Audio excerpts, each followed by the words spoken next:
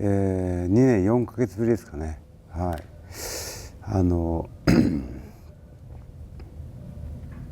長かったなっていうのが自分の感覚ですね。もう IWGP に挑戦したりとか、そこに狙える位置にいるっていうのが自分にとっては当たり前だったんで、こんなにも難しいものなのかっていうのをこう怪我とかもあったりとか、なかなかね、試合ね、大事な試合で結果が出なかったりとか、こうずっとね IWGP をねこう見上げてましたね。それほどね対戦してたわけじゃないですけど、要所要所でねタッグマッチで当たったりとかしてたんですけど、タイトルマッチ、内容を充実している充実感と自信とそのコンディションの良さと、なんかそういうものがね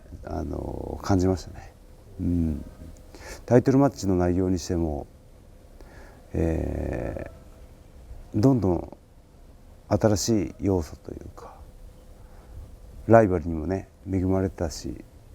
ナイト、特にケニーとか、なんかこうプロレスの内容でね別次元に行ったというか、新時代の扉を開いたチャンピオンですね。昔の新日本もね猪木さん一強時代とか、あったじゃないですか。猪木さんがいらっしゃって長州さん、藤波さん、三銃士、どんどんこうねスターが増えていったんですけど、まさに今岡田一強っていうイメージですね。でも本来チャンピオンっていうのは強くてもう嫌味なぐらい、だから今の岡田のチャンピオン像っていうのは本来そうあるべきチャンピオンとしてあるべき姿なんじゃないですかね。僕がね初めて IWGP 取った時は頼りなさすぎてブーイングが起きたんで、ある意味羨ましさはありますね。ベルトがねいろんなベルトが増えてファンの楽しみも増えてますけども、そこの全てのベルトがどこにつながっているかっていうところをこうねなんかこうイメージすると、やっぱりこうトップに頂点にね IWGP があって、っていうねイメージなんですよね、僕の中では今でも。だからそのインターコンチの戦いはもちろん充実してましたし、インターコンチなりの、自由度の高さというかは、やってきたつもりですけども、全ていい経験になりましたね。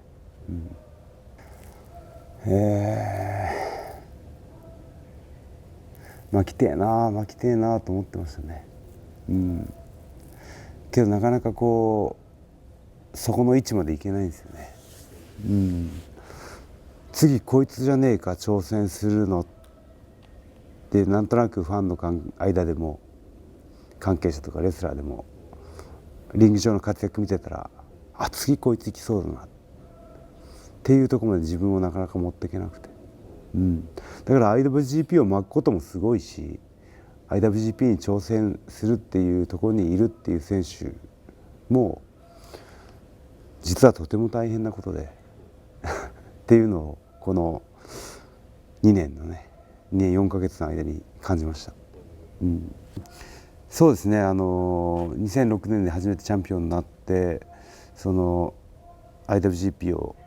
7回巻いてっていうことはもうそんなに間を置かずね、チャンピオンであったり挑戦者であったりまた取り返したりっていうのを繰り返してきた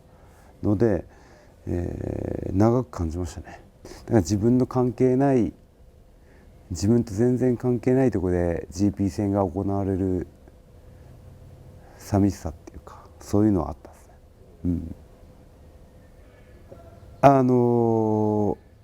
そういうの好きなんですよ。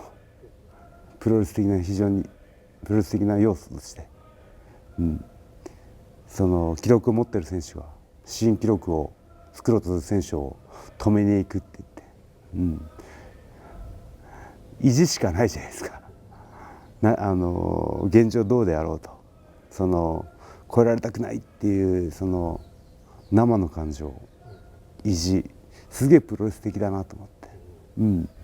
だからそのニュージャパンカップね、優勝残れなかったけど流れが生まれたというか、岡田が V11 達成したことによって自然と棚橋の名前が上がってきた、これは、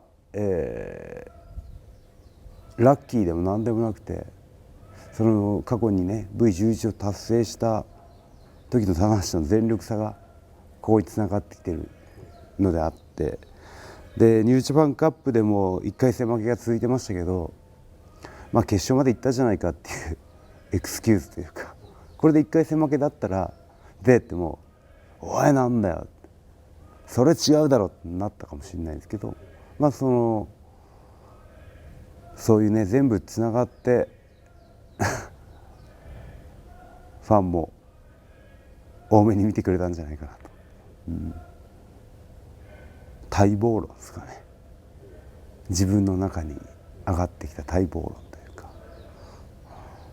待望論っていうのは多分自分以外がこう望むから待望論だと思うんですけど、僕は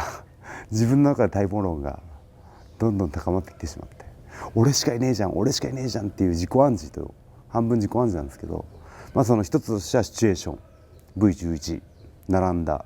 さあ誰が行きますか棚橋、あと2年4ヶ月っていう時間、そろそろ俺が行かなきゃっていうね、ところと、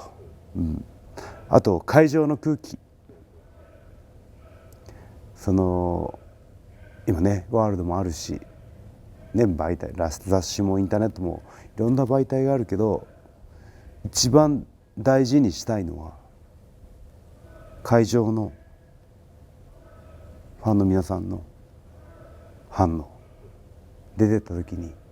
わーっとなったじゃないですか。嬉しかったし、すげえホッとしたんですよ。あ、俺間違ってねっていうね確信があって、背中を押されましたね。自分でも分かってるんですよ。コンディションもね上がってきてはいるけど、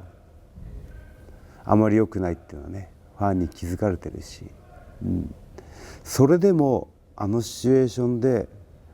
出てってよし行けってね、背中を押してもらえたんで、やるしかねえじゃんと思ったんですよね。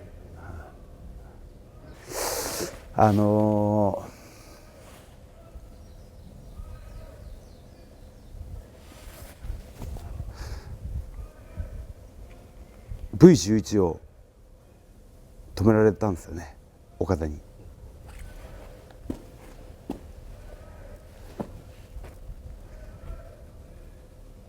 であの時俺岡田かよと